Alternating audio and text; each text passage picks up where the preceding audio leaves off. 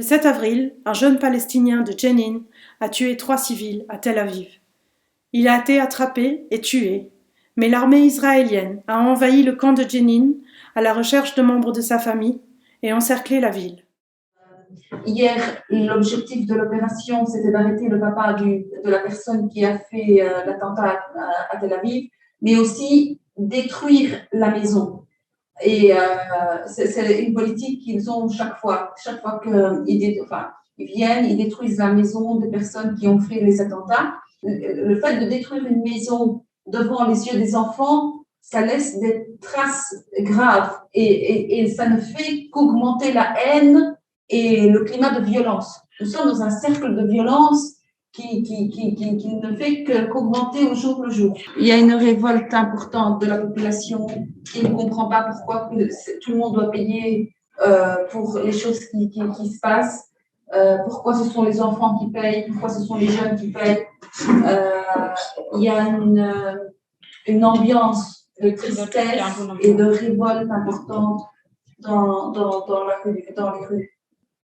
Nous sommes en train de vivre une catastrophe psychologique pour la population, pour les enfants, le manque d'insécurité et j'essaie de parler et de me retenir parce que les choses qu'on voit au quotidien sont insupportables. La détresse des enfants est insupportable.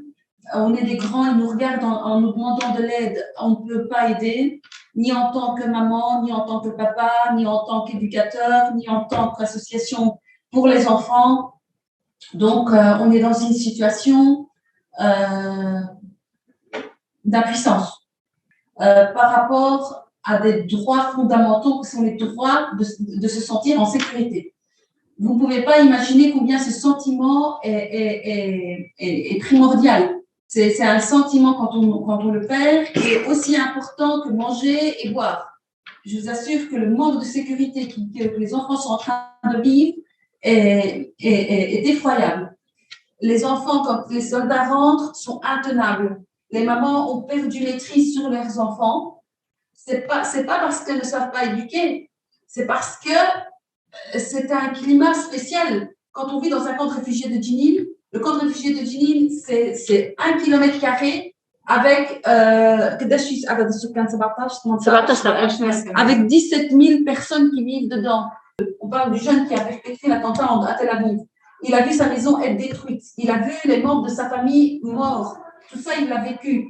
Donc, il faut pas que les autorités israéliennes s'attendent à ce qu'ils aient des réponses avec des fleurs. Il faut s'attendre aux fruits de cette violence qu'ils sont en train d'engendrer dans les maisons, au sein des enfants. Cette terreur qu'ils sont en train de semer, ils sont en train de récolter. Je ne suis pas d'accord avec, il faut bien faire attention que je ne suis pas d'accord. Mais ils sont en train de récolter les fruits de ce qu'ils sont en train de semer au sein des familles. Je suis la première à être contre de tuer des civils. Je suis le numéro 1 dans le monde. Je ne peux pas tolérer qu'on tue des personnes civiles qui vivent en paix. Mais il faut bien remettre les choses dans leur contexte. Il faut bien savoir que pour en arriver là, il faut avoir vécu des horreurs. Pour en arriver là, il faut avoir vécu toute la violence que cette personne a rejetée sur les autres. Il l'a vécue avant. Il a été d'abord lui-même une victime avant d'aller faire ce qu'il a fait. Combien de temps on pourra encore tenir de la manière dont on est en train de vivre pour le moment?